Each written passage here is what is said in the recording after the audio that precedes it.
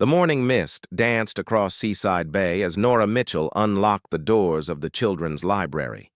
She loved these quiet moments before the day began, when sunlight filtered through tall windows and cast golden patterns across rows of colorful books. At 28, she had found her perfect place in this small coastal town where everyone knew everyone, and children's laughter filled her days with joy. She was arranging new picture books when the bell above the door chimed. A familiar figure stepped inside and her heart skipped a beat. Kai Sullivan stood in the doorway, taller than she remembered, wearing an expensive charcoal suit that seemed out of place in their humble library. His dark hair was perfectly styled, and success had given him an confident presence. But his eyes still held that gentle warmth she remembered from childhood. "Nora," he said softly, a smile spreading across his face. "You look exactly the same." She laughed, smoothing her simple blue dress. "Liar. You look like you stepped out of a magazine." They embraced awkwardly at first, then more warmly as 10. Years of separation melted away. "What brings the famous Kai Sullivan back to our little town?" His expression grew serious. "I needed to come home, and I needed to see you." They spent the morning catching up while Nora worked. Kai told her about his tech company, the long hours, the endless meetings, and the hollow feeling that success had brought. She shared stories about the children she read to, the town festivals she organized, and the simple contentment she had found in her quiet life. "Remember when we used to build sand castles at Sunset Beach?" Kai asked, watching her. "Shelf books with practiced ease. You always made yours too tall. They'd collapse before the tide came in," Nora replied with a fond smile. "I tried to tell you that strong foundations mattered more than height." "You were always the wise one," he said quietly. "That's why I'm here, Nora. I need your wisdom, now more than ever." That evening, Kai invited her to dinner at the old lighthouse that had been converted into a restaurant. They sat on the deck overlooking the ocean, candles flickering between them as waves crashed against the rocks below. The familiar surroundings made their conversation flow easily, but Nora sensed something deeper troubling him. "You seem lonely," she said gently, reaching across the table to touch his hand. "Despite all your success." Kai's fingers intertwined with hers. "I am lonely, terribly lonely. I've dated, tried relationships, but nobody sees past the money. They want the lifestyle. Not me." He paused, staring out at the darkening ocean. "I want a family, Nora. I want a child to love and raise, someone who'll love me for who I am, not what I have." "That's beautiful," she whispered. "You'll make a wonderful father someday." He turned to face her fully, his eyes intense with emotion. "I want that child to be with you." The words hung in the salt-tinged air between them. Nora's breath caught in her throat as she processed what he was saying. "Kai, what are you asking?" "I'm asking you to have my baby," he said, his voice steady, despite the vulnerability in his eyes. "Not through marriage, not through pressure or obligation, but because I trust you more than anyone in this world. Because you're kind and loving and everything I'd want in a mother for my child." Nora pulled her hand back, her heart racing. That's huge, Kai. That's life-changing." "I know," he said quickly. "I know it sounds crazy, but think about it. We've known each other since we were kids. You know my heart, my values. I'd take care of everything. All the medical expenses, support, whatever you need. And if you said no, we'd still be friends. Nothing would change that." She stood up, abruptly walking to the deck railing. The ocean stretched endlessly before her, dark and mysterious under the starlit sky. Her mind spun with 1,000 thoughts. She had always dreamed of being a mother, of holding a baby close and watching them grow, but not like this. Or maybe Exactly like this, with someone she trusted completely. "I need time," she said finally, not turning around. "Of course," Kai replied, coming to stand beside her. "Take all the time you need. I just wanted you to know that when I think about having a family, when I imagine that future, you're the only person I can see by my side." The next few days passed, in a blur for Nora. She went through the motions of her daily routine, reading to children, organizing events, helping visitors find books. But her thoughts kept drifting to Kai's request. She found herself watching the families who visited the library with new eyes, noticing the way mothers held their babies, the joy in their faces when their toddlers discovered a new book. She visited her grandmother's grave in the hilltop cemetery, sitting beside the weathered headstone and speaking aloud as she had since childhood. "Grandma Rose, I don't know what to do. He's offering me something I've always wanted, but not in the way I imagined it. Is it wrong to want it anyway?" The wind rustled through the oak trees, and she could almost hear her grandmother's gentle voice. "Sometimes the best gifts come wrapped differently than we expect, dear one." That evening, Nora called Kai. He answered on the first ring. "I want to see you," she said simply. They met at Sunset Beach, the place where they had played as children and dreamed as teenagers. The moon cast a silver path across the water, and gentle waves lapped at their bare feet as they walked along the shore. "I've been thinking about what you said," Nora began, her voice barely audible over the ocean. "About trust and love and family." Kai stopped walking, turning to face her with hope and fear warring in his expression. "Yes," she said, her voice growing stronger. "Yes, I'll do it. I'll have your baby, Kai." He closed his eyes, relief washing over his features. "Are you sure? Really sure?" "I'm sure," she replied, surprised by the certainty in her voice. "Because you're right about trust. Because I can't think of anyone I'd rather do this with. And because maybe this is exactly how our story was meant to unfold." Under the starlit sky of their childhood beach, they embraced, not as the successful businessman and small-town librarian they had become, but as the two children who had once promised to be friends forever. Neither of them knew that this moment would be the beginning of something far more beautiful than either had dared to imagine. The weeks that followed were filled with appointments, consultations, and careful planning. Kai insisted on handling every detail, flying in the best doctors, and ensuring Nora had access to top-tier medical care. But despite the clinical nature of their situation, something tender was growing between them. Nora found herself looking forward to their meetings with an anticipation that went beyond their arrangement. Kai would arrive at her small cottage with fresh flowers from the farmer's market, claiming they were just to brighten her day. He'd stay for tea, and they'd talk for hours about everything and nothing, childhood memories, favorite books, dreams they'd never shared with anyone else.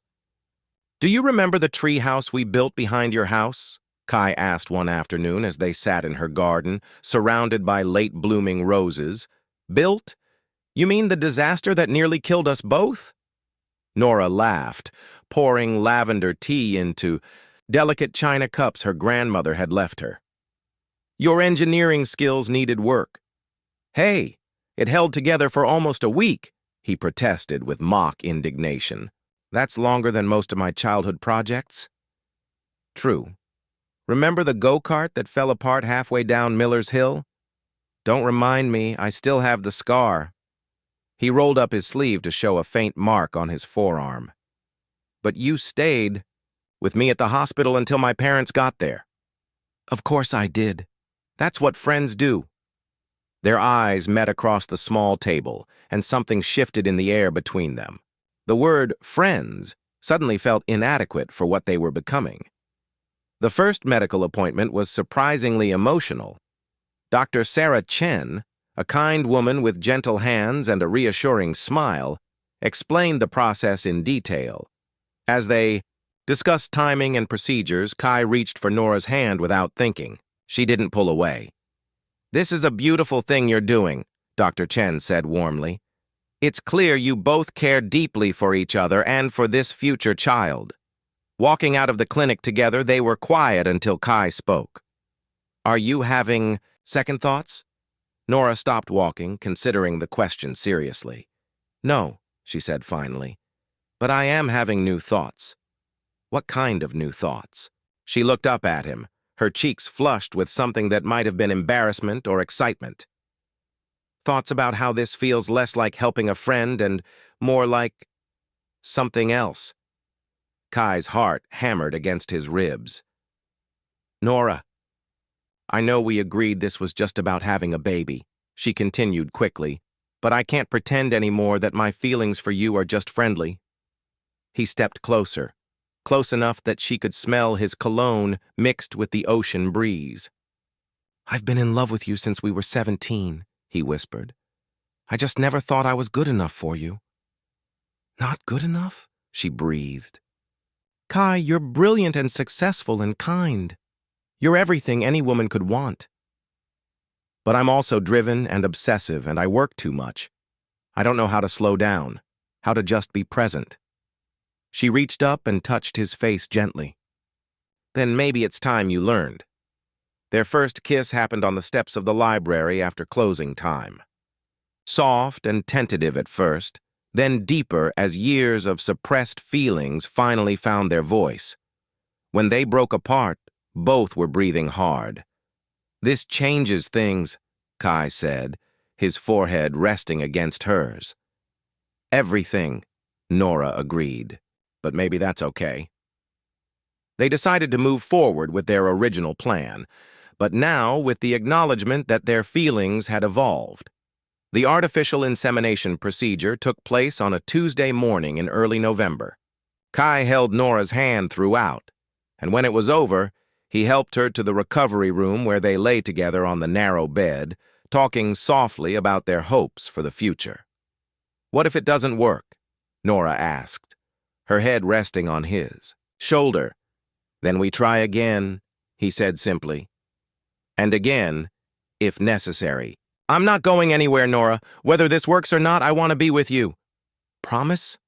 "I promise." 2 weeks later, they got the call. Dr. Chen's voice was bright with joy. "Congratulations, you're pregnant!" Nora sank into a chair, tears streaming down her face as Kai whooped and lifted her up, spinning her around her tiny kitchen. When he set her down, they were both crying and laughing at the same time. "We're having a baby," she whispered in wonder. "We're having a baby," he confirmed, kissing her softly. As the weeks passed, their relationship deepened in ways neither had expected. Kai began working remotely from Seaside Bay, setting up an office in the old Victorian house he purchased just down the street from Nora's cottage. He attended every doctor's appointment, read pregnancy books with the same intensity he'd once reserved for business plans, and talked to Nora's growing belly every night. "How was your day, little one?" he'd murmur, his hand spread protectively over the small bump. "Your mama read 3 stories to the children at the library today. She has the most beautiful voice. You're going to love it." Nora would watch him, with wonder, seeing this tender side of the man she'd fallen in love with. "You're going to be an amazing father," she'd tell him.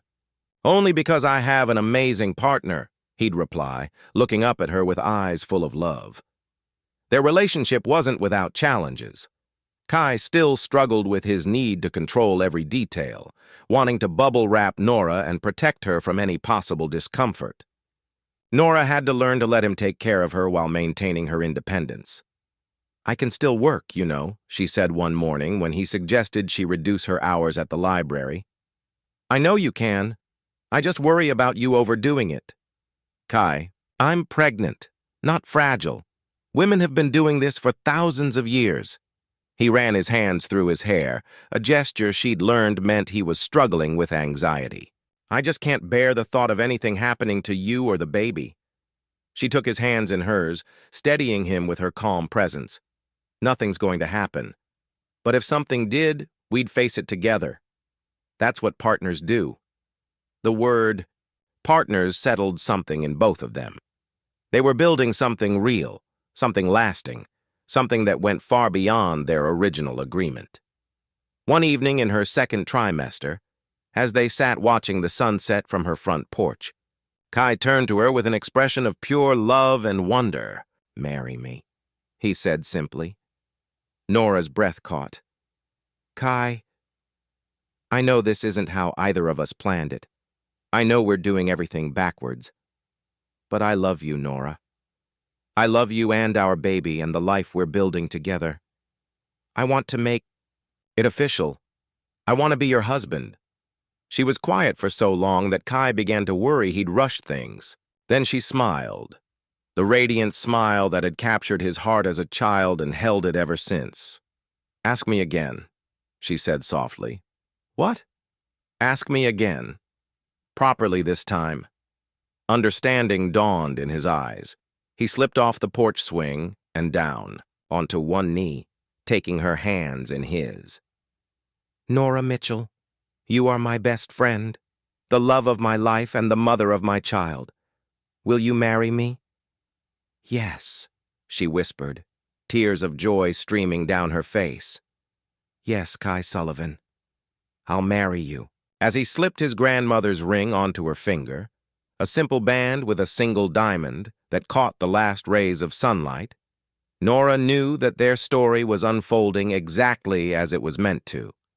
Sometimes the most beautiful love stories began not with passion or drama, but with trust, friendship, and a leap of faith taken together.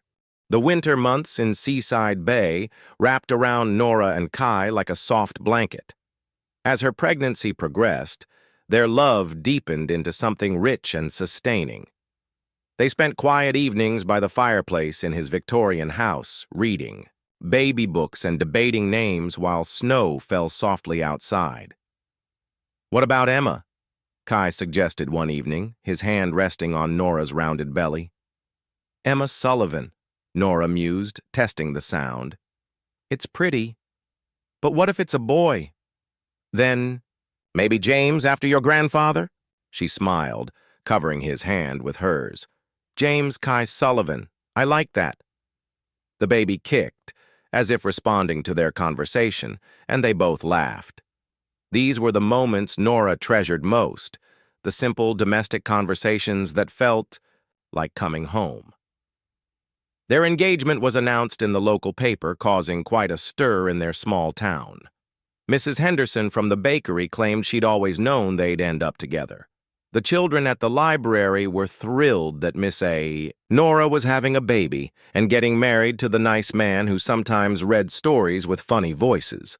They decided on a small ceremony in early spring, wanting to marry before the baby arrived.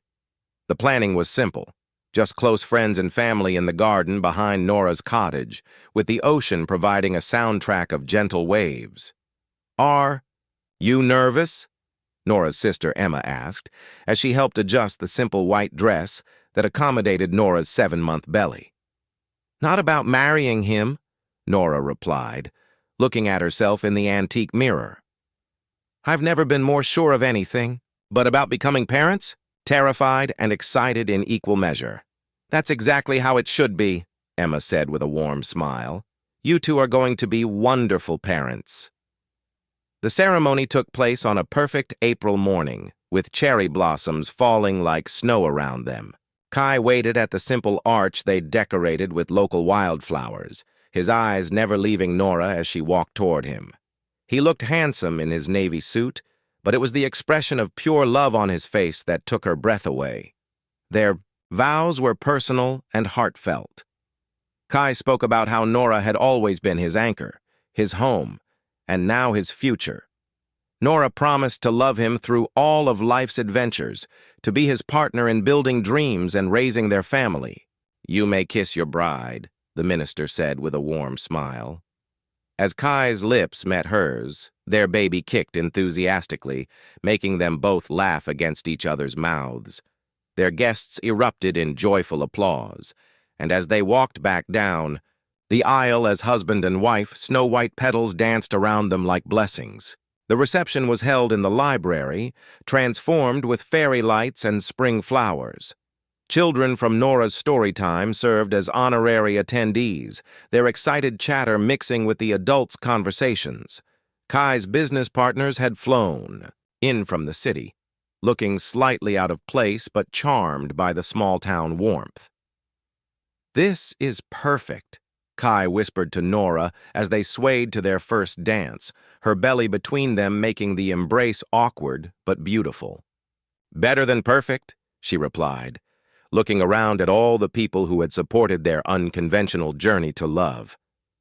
2 months later, on a warm June evening, Nora went into labor. They had planned everything carefully, but babies arrive on their own schedule. Kai barely had time to grab the hospital bag before they were racing to the medical center in the next town.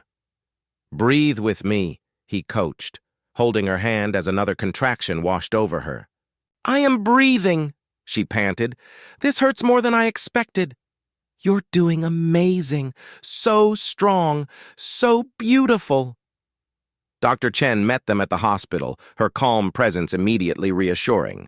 The labor was long but uncomplicated, and as dawn broke over the ocean, their daughter entered the world with a lusty cry that made both parents weep with joy. "She's perfect," Kai breathed, holding their daughter for the first time. The baby had Nora's delicate features, but Kai's dark hair, and when she opened her eyes, they were the deep blue of the ocean they both loved. "Hello, little Rose," Nora whispered, stroking the baby's soft cheek. They had chosen the name to honor Nora's grandmother, the woman who had taught her that love comes in many forms. The first weeks of parenthood were a blur of feedings, diaper, changes, and sleepless nights. But even in their exhaustion, Nora and Kai marveled at the miracle they had created together. Kai proved to be a devoted father, rising for middle-of-the-night feedings and singing soft lullabies in his surprisingly gentle voice. "I never knew I could love anyone this much," he confessed one morning as they watched Rose sleep in her crib. "Which one of us are you talking about?" Nora teased, snuggling into his side. "Both of you. All of you. My whole world is right here in this room." Their families embraced the new addition with joy. Kai's elderly aunt, his only remaining relative, traveled from Boston to meet her great-niece and proclaimed her the most beautiful baby she'd ever seen. Nora's parents, initially surprised by their daughter's unconventional path to motherhood, were completely smitten with their granddaughter. As summer turned to autumn, they settled into a rhythm of family life. Kai continued to run his company, remotely, finding that he was more creative and focused when he could take breaks to help with Rose or steal kisses from his wife. Nora returned to work part-time at the library, bringing Rose with her on quiet days when the baby would sleep peacefully in her carrier while Nora read stories to enchanted children. "Look at her," whispered 5-year-old Tommy during story time one afternoon. "She's smiling at the book." "That's because she already knows that books are magical," Nora replied with a soft smile.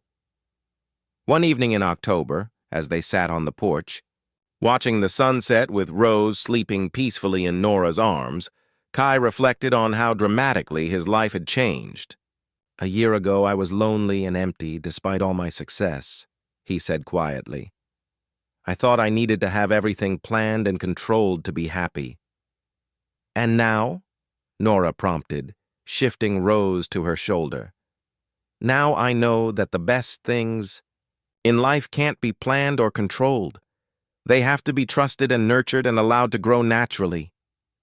"Like love," she said softly. "Like love. Like family. Like the beautiful life we've built together." As the stars appeared one by one in the darkening sky, they sat in comfortable silence, listening to the eternal rhythm of the waves. Rose stirred in her mother's arms, making the soft sounds that never failed to melt their hearts. Their journey had begun with an impossible request and a leap of faith.